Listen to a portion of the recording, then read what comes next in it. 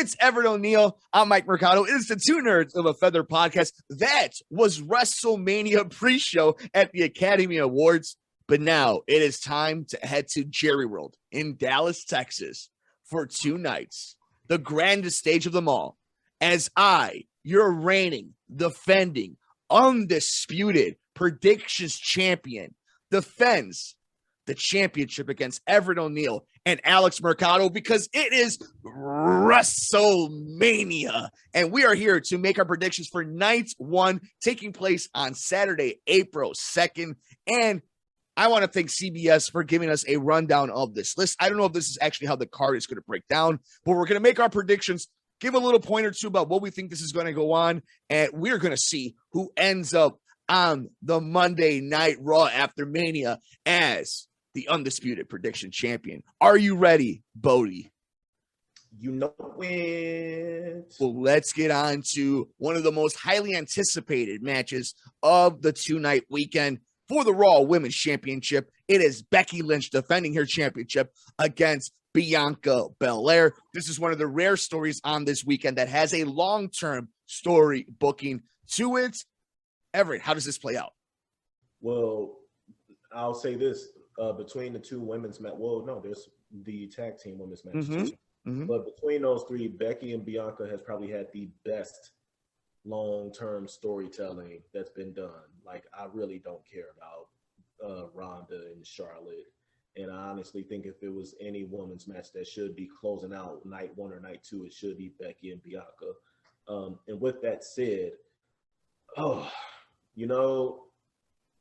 heart wants me to choose Bianca, but my mind is telling me Becky. Wow. I will be going with Bianca. I think this is the moment to make her. I think this has all been leading towards that. I think Becky is not a heel. And in order to get her face, get the title off her, let Bianca go down her own road after WrestleMania Backlash, the next pay-per-view, because everything is WrestleMania now. And I think Bianca's a star. And I think they want to make a star because Becky's a mom. And there's always the chance that she wants to go away and be mom for a little while and maybe even have another one. And, with Bianca, this is now her run. So I think it's safe. You put it on Bianca. But like you said, with Becky Lynch, other than Charlotte, there's nobody who always has an opportunity of walking away any events with the title. And I wouldn't be angry if Bianca won, because I do think she is the, outside of the Horsemen, she's the most proven, and I don't know how much longer we're going to have her for, because I think, eventually she's going to take that Sasha Banks route where she's going to get a lot of opportunities outside the company, and she might become she might go that Dwayne and Cena route. And so I think we might get a good 4 more years out of Bianca if we're lucky. So let's hope that it's a healthy few more years and that this match is able to deliver after what was a hot start to the rivalry at SummerSlam. Now comes full circle at WrestleMania. Bodie going with Becky Lynch. I am going with Bianca. So right away, we have a deciding matchup at WrestleMania. The Miz and Logan Paul versus the Mysterios. It's a celebrity match. I like the Mysterios. I'm hoping Dominic puts on a little weight, gets a little experience, and is able to do something. Obviously, Ray, a legend. The Miz, underrated. Logan Paul, really good athlete. You don't have to like the kid, but heck of an athlete, and he gets it. So I'm going to go first on this one. I think that the Mysterios winning the go-home and getting the mask back, I think there's going to be a lot of faces that win at WrestleMania. I think this is one of the rare matches where the heels win. I'm going to go with the Miz and Logan Paul. Yeah, so I was going to ask you, is Logan... So Logan's the one who's wrestling, right? Yes. Is Logan the one who's also undefeated in the boxing? Logan is the one who fought Floyd Mayweather. Jake Paul's undefeated, I believe. Okay, so all right, never mind then, because I'm still going to go with the heels. Okay. Just because I know people keep saying that it's not going to happen, but I think Dominic's going to turn. Yeah, I think that's in play. I definitely think that's at play at some point. I think they're afraid that as soon as you use that up, what do you do with Dominic afterwards? I think that's what they're afraid of. I understand that, but you know, he also did really good on NXT a few weeks ago too. Yeah. Like he put on a really nice show with Mendoza. So I mean, and like the way they've been using NXT is kind of reminiscent of like 2014. Well, no, even like before that, when you know you were having like Cesaro and Sami Zayn doing like a best of 7, and so like they're going back to those days, which you know, like when you don't, if you want to figure out a way to use some of your utility guys, just send them down there. It's going to be interesting to see how he ends up playing out as time goes on and what they do with NXT 2.0. Because if they are going with someone like Braun Breaker, I'm wondering how they feel about Dominic Mysterio. But yeah, we're both going with the heel teams in this matchup. Now, the spotlight, I think, the one of the main events, Seth Rollins versus a picking of Vince McMahon. So I guess we'll just do it this way. Is it Cody Rhodes? No. Is it Shane McMahon? No. Who is it? I'm going to go with Gable Steveson. Wow. Okay. So my 3 guesses, if it's not Cody, is The Fiend, Shane McMahon, or Cody, Shane McMahon, or The Fiend are the 3 I think might be in play. I could see Shane being in play as like the swerve, you know, kind of like how when Cena was, you know, calling out the Undertaker for all that time, and then like Elias came out and Cena had to put the beats on him before Undertaker came out and squashed him. Like I can see that being in play where like Shane is the buffer, but then you get maybe the Fiend. I mean, I'm pretty sure, you know, the smart marks out there think it's going to be Cody, which, you know, if it is Cody, like, great. But I would love if it was the Fiend because, like, I can't see him anywhere else. Like that's a WWE kind of character and just guy. Like, he belongs there. And so I would love for that to happen. But I'm going to go with Gable Steveson. It's a great one. Gable Steveson is a really interesting one. Obviously he just won his 2nd national championship, Olympic gold medalist. We'll see how ready he is. How much of a natural is he? Seth Rollins, if there's anybody who could take somebody who's green and starting off to a great match, it is a Seth Rollins. But I think if it's not Cody, this crowd completely turns on the rest of that night, right? Maybe. It's got to be Cody, right? It's got to be. Otherwise, anything else is a letdown. Maybe minus the Fiend. Yeah. But there's also this conflict, you know, because, I mean, I don't necessarily think a loss like that would hurt Seth. Whoever it's going to be. Cody's like got to win. Yeah, like Seth is probably going to lose. Unless it's Shane. Yeah, unless it's Shane. Where, like, maybe he beats down Shane and then, like, someone else comes out and it's like a no contest. That way you're still protecting Seth. Because Seth is, you know, he's putting on some of his best work, if you ask me. But, like, if they don't go the Shane route, like, whoever it is, it's like they can't lose. So if it's a Cody or a returning Fiend or even, you know, your next big thing in Gable Steveson, like, it probably wouldn't hurt Gable to lose, you know, to lose to someone, you know, on the caliber of Seth Rollins, but, you know, a Cody or the Fiend, like they can't afford that loss coming back. Yeah, I think it'll be interesting if it was something like Braun Breaker.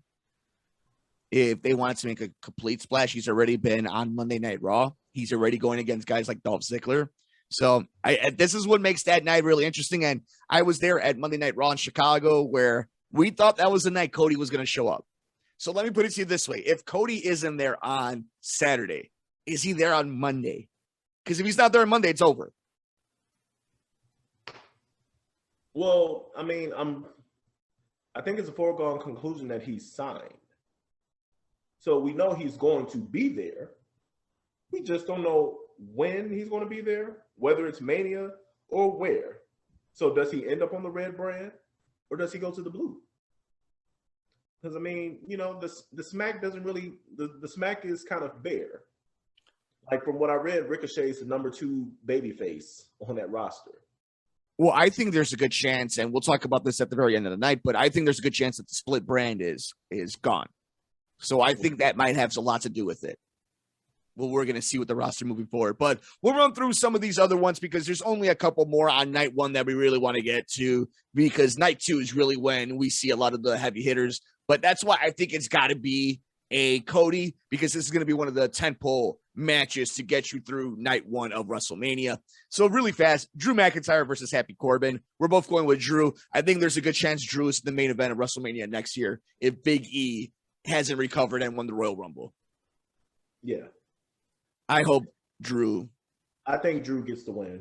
Yeah. And Madcap Moss won the Andre the Giant Memorial Battle Royal. So that is kind of the win for that team. And we'll see. Drew McIntyre is a superstar. So I think it's only a matter of time until he's back up there in the main title. Drew's a superstar. And I think making Madcap the winner was a good move because, I mean, you do have to kind of start building up new stars. And so I know people aren't responding well to like theories and, you know, stuff like that. But like, these are the people that's going to be possibly carrying your company within the next 10 years. So like, you got to get accustomed to like seeing the Braun Breakers and Austin Theories and Madcap Mosses and, you know, getting Ricochet going, you know, like Madcap can work. Yeah. Madcap can go. Madcap can go. Easy. Yeah. Like, I know people don't like the name, but like, whether you want to call him Riddick, yeah, or whatever, but the man gets busy. Yeah, I'm a big fan of Madcap, so it'll be interesting to see how he goes next year. I think they have a lot of hope in him because he turned a really bad gimmick into at least one where he's giving 110%. And that's one thing, if you listen to Bruce Pritchard and a lot of these guys, it's not whether or not you get it over. It's whether you give it your all to get it over. That's how they perceive it. They're a weird club over there behind the scenes at WWE. But we continue on. Another fast one. I think this is a big precursor for night two, but the Usos defend the SmackDown Tag Team Championships against Rick Boogs and Shinsuke Nakamura. I'm going to go with the Usos. If for anything, the Usos have to win because either it's to swerve you to think Roman's going to win or to make you feel confident that Roman's going to lose because like, oh, this is the swerve. But I don't think they're giving it to a makeshift team like Shinsuke and Rick Boogs. So I'm going Usos. Yeah. Like, I feel like the Usos winning would help with continuity of the bloodline being like the dominant stable. However, I am going to go with Boogs and Nakamura. Okay, there we go. We have a difference. If not them, like, are we going to wait for? Well, no, I mean, Biggie's out, but like, what are we going to get? New Day, Usos, Volume 20.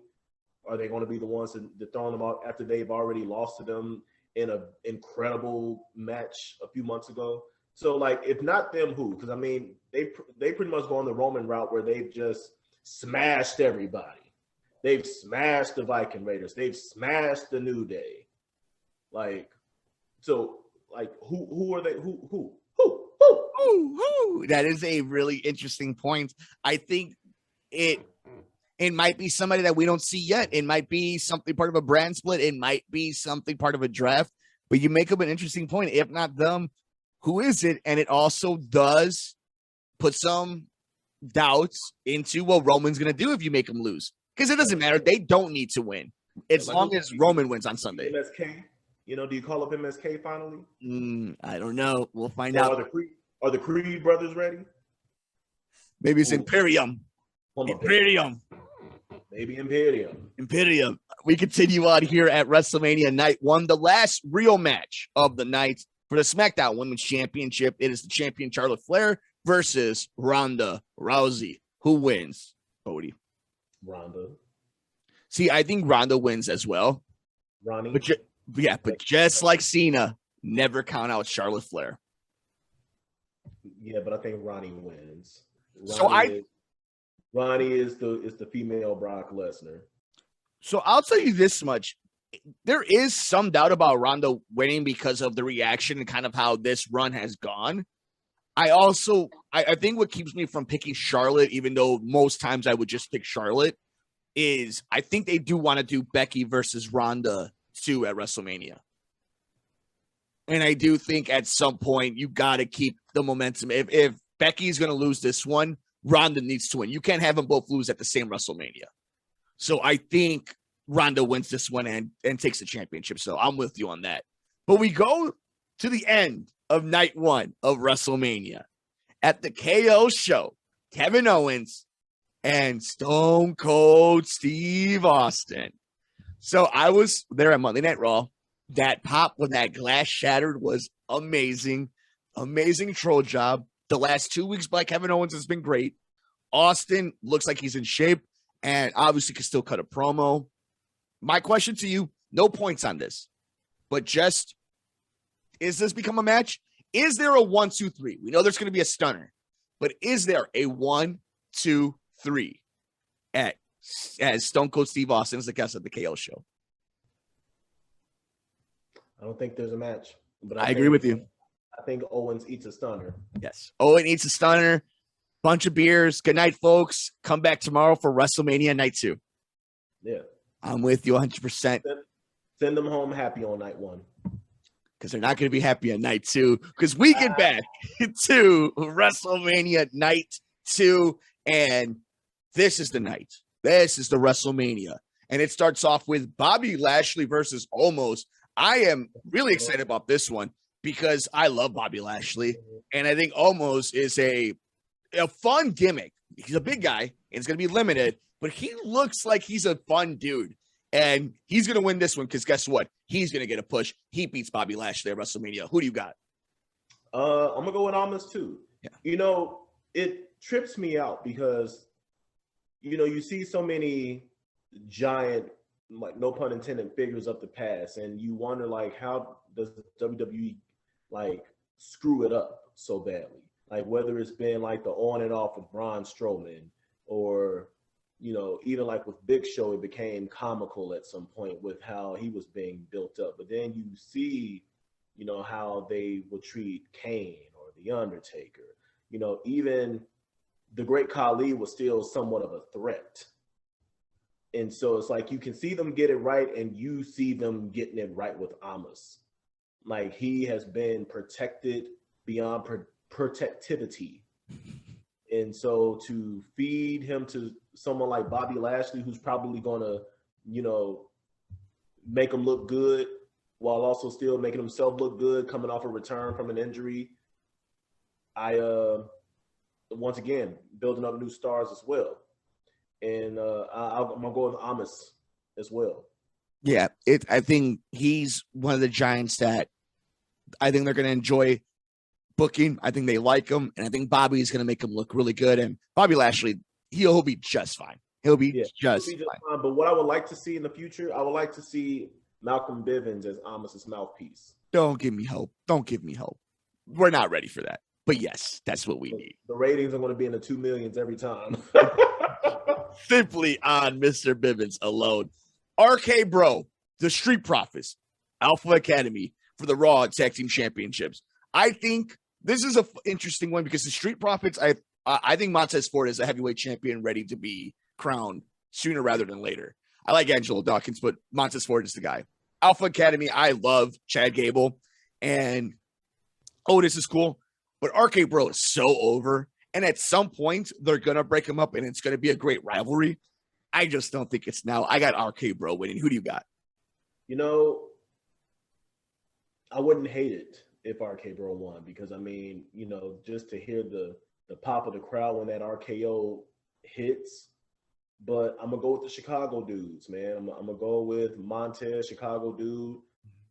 Angelo Dawkins, a product of Harper College. Let's go Hawks. I'm gonna go with the Profits, man. A heel Profits at that. I love the Street Profits, and I would love a heel team, and I want Montez Ford to be a champion sooner rather than later. But it's so hard to go against the biggest act in wrestling. But if there's going to be a team that does it, I hope it's the Street Profits. Here's a fun one. We don't have to spend a lot of time on it, but Sami Zayn, Johnny Knoxville. I'm going to go with Johnny Knoxville. I think Sami Zayn's going to get a good match out of him. But as we know, at WrestleMania, especially a face, celebrity's usually going to win. I'm going to go with Knoxville. Who do you got? I'm going to go Knoxville, too. Like, at first I was leaning with Sami Zayn, but that loss doesn't hurt him. No. He's having fun, and I think they love writing for him. So, yeah, I think Knoxville wins. And, like, from what the Sammy's been getting a lot of opportunities with these celebrities, and so like clearly he's in good standing with the company. So it's not like he's being punished. Like they trust him, and like he's in a good position.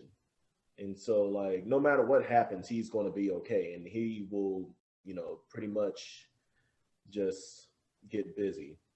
Yeah, and we'll find out. We'll find out what happens moving forward after this for somebody like a Sami Zayn, and what projects they have. What's the highest level they use him for the next story? Because they obviously trust him enough to carry this match, especially on night 2, which is obviously the biggest night of the 2-night weekend, right? Like that should go to show the trust they have in him. But talking about trust, Pat McAfee versus Austin Theory. Austin Theory's been booked like Cena 2013, 2012, 2011. Like they have booked him so over, which Pat McAfee's going to win this matchup. Who do you got? Are you doing some foreshadowing, my brother? There is possibly an idea. We know who's going to put John Cena away with the 1, 2, 3 sooner rather than later. Austin Theory has a chance of winning Money in the Bank this year. Austin Theory has a chance of walking away in 2023 as your WWE champion. You might have found the guy that beats Roman if it's not Braun Breaker, if it's not Drew McIntyre. But I think Pat McAfee wins this match. Who do you got? I'm going with Austin Theory.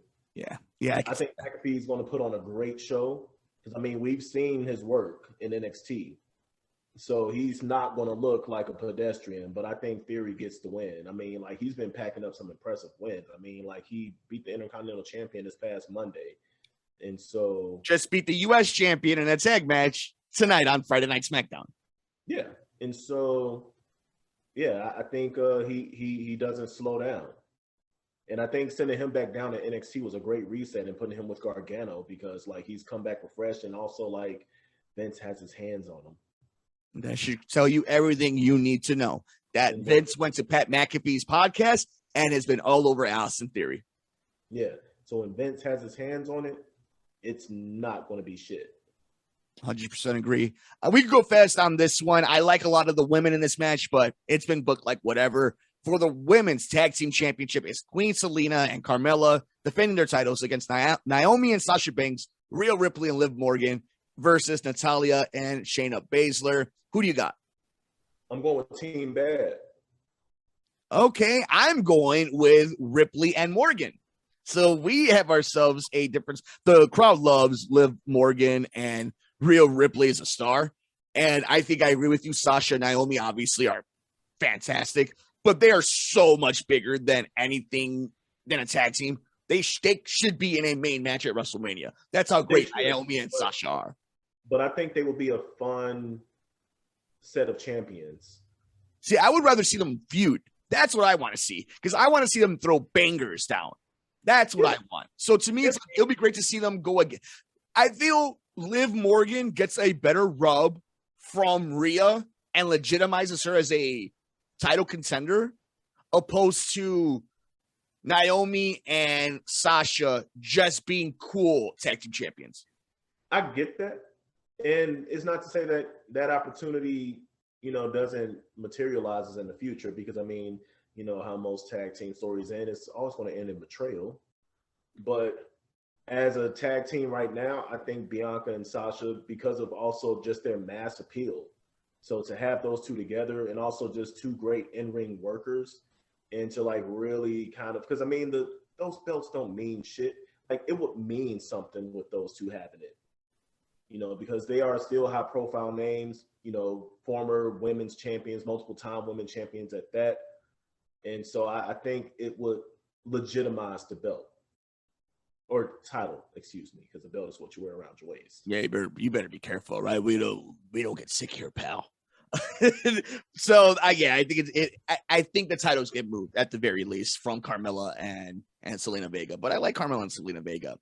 And in the co-main event, in a dream match, it is Edge versus AJ Styles. I think if there wasn't a WrestleMania Backlash, this would be a little bit harder to pick. But because there is a WrestleMania Backlash, I think that puts a little bit of a damper in the story of this match, because the match itself is going to be great, but there's no way this is a one and done. No, So not at all. there's absolutely no way. And I think AJ Styles wins this one.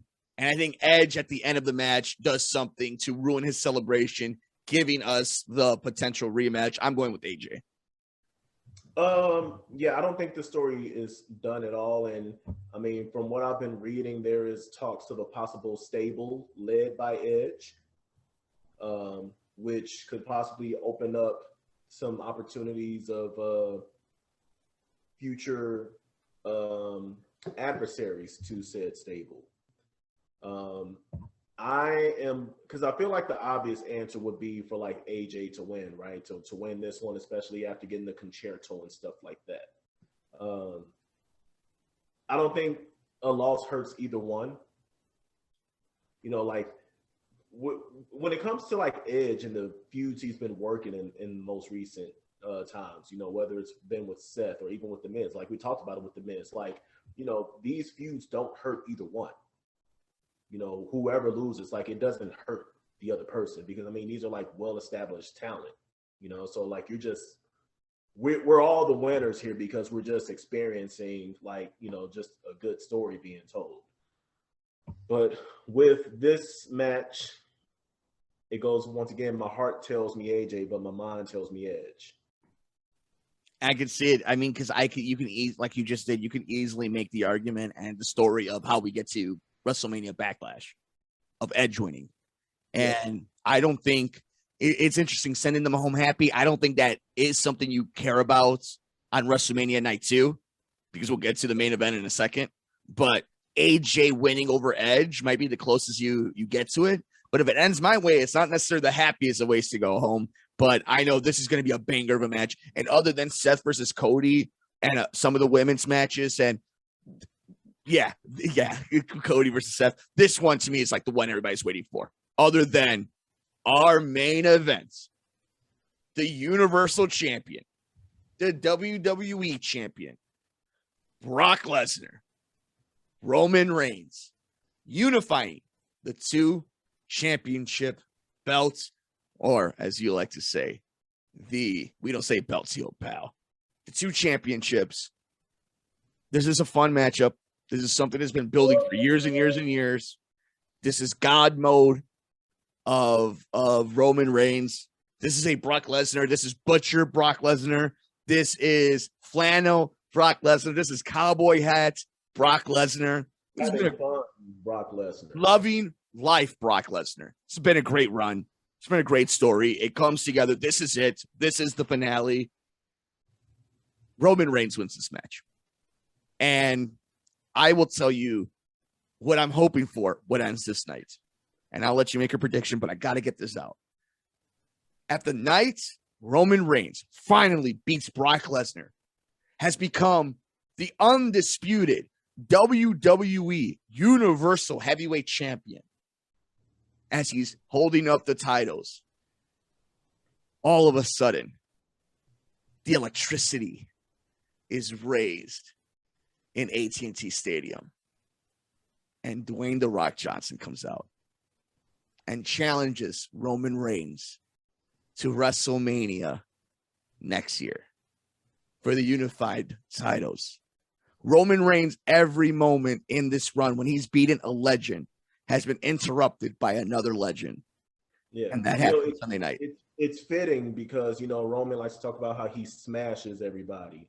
And it's like he's almost like damn near in Super Smash Brothers, where, like, you know, a new challenger has arrived kind of deal. Like, he can never just bask in his victory because now he has to deal with Fox McCloud or Bowser.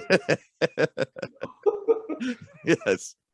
So I'm going with Roman, and Roman beats Brock Lesnar. It's a hell of a match. We have a new undisputed champion. They better not get rid of the WWE champion. They could call it the WWE Universal Heavyweight Champion, whatever they want, but WWE better be in that title. Roman walks away champion, and Dwayne "The Rock" Johnson challenges him to next year's WrestleMania. Who do you got, Bodie? I am also going to go with Roman Latrell Reigns. I believe that, I mean, obviously he's already slayed the beast. but I don't know if he's actually beat Brock at WrestleMania. Like Brock is kind of his stone cold.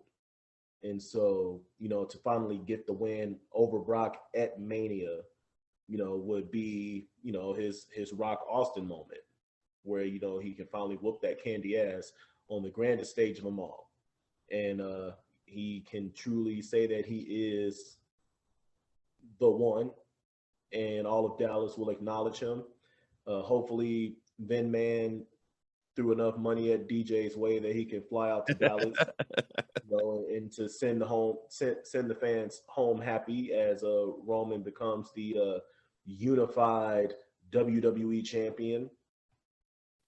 And and then we look forward to Roman smashing everyone in between, including Drew McIntyre.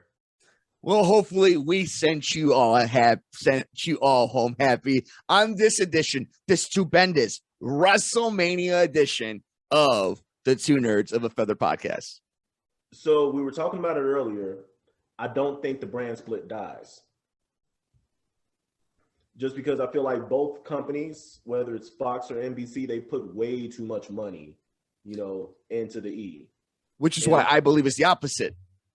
And I've read like they still want their own champions. So I believe that if you're Fox or NBC, you argue with the other ones, like how come they get Ronda and how come the other ones saying how come they get Brock? And now you're seeing a lot of swapping anyway. I think executives are a lot less petty than Dave Meltzer likes us to believe. And I believe as long as you could tell both USA Network, NBC Universal, and you can tell Fox that, hey, you're going to get Ronda, you're going to get Roman, you're going to get Charlotte, you're going to get Becky, don't worry about it. I think that's the big thing. That's how I am seeing this breakdown. Yeah, and I can understand that. But me personally, because what can end up happening, because a lot of people talk about like in the brand split, but do you all forget what happened when the brand split ended before, and SmackDown was just like a review show? Like, do you really want to go back to those days? Because I don't. Because like a lot of people who are getting TV time now, the stars that we are trying to create for the future, they might get shoved in the back if Roman is taking up 30 minutes of both shows, to open. You might not see a lot of Finn. You might not see a lot of stories being told if you do away with this brand split. And so, like, I see maybe Roman going, the unified route for a bit, but I do think like somehow, some way a new belt is created. It may not be the universal belt. Maybe they bring back the big gold. Well, it's all about selling toys too. So you always got to remember every once in a while we're going to get a refresher on everything. And the one thing I'm super excited about is after WrestleMania usually means we get a brand new set at Monday Night Raw. So here's going that we get really, really cool Titantron finally. But I think it's really interesting. Let's also not forget that at this WrestleMania, Finn Balor's not going to be on the card. Damian Priest is not going to be on the card. Ricochet is not going to be on the card. So even with the brand split, they still find a way on two nights to not get the Intercontinental or United States Championship on the show. But I still think it's going to be a really fun 2 nights because while you're also watching UNC and Duke and watching the fallout from Will Smith and Chris Rock, it'll be a stupendous, grandest stage of them all of WrestleMania. Let us know your thoughts. Who do you think wins and why? Is there a big return? How excited are you for the biggest night in sports and entertainment? We're on Twitter at Mercado Airwaves. Bodie, where can the people find you? You can find me on the IG at Bodie World Peace, as well as on the TikTok at Bodie World Peace. On Twitter, Radio Bodie. I don't really tweet on there, but I that's where I get all my news. Yeah, it's okay. Twitter, it's all accessible. It's except for when you dance on TikTok and Instagram. That's fun. You can find me on Twitter at Mike M Media, Instagram Mike Mercado Media. We're on Sunday nights, the Sports Cubicle, WCPT 8:20 a.m., 9 p.m. to 10 p.m. It's Paul Shivari, Devin Siegel, Dan Marver, and myself, Mike Mercado, recapping the major sports stories both nationally and locally here in Chicago. Enjoy UNC versus Duke. Please take care of yourself and take care of each other, and enjoy Wrestlemania. For the one and only Bodie, for Everitt O'Neill, I'm Mike Mercado. Thank you for joining us on this edition of the Two Nerds of a Feather podcast.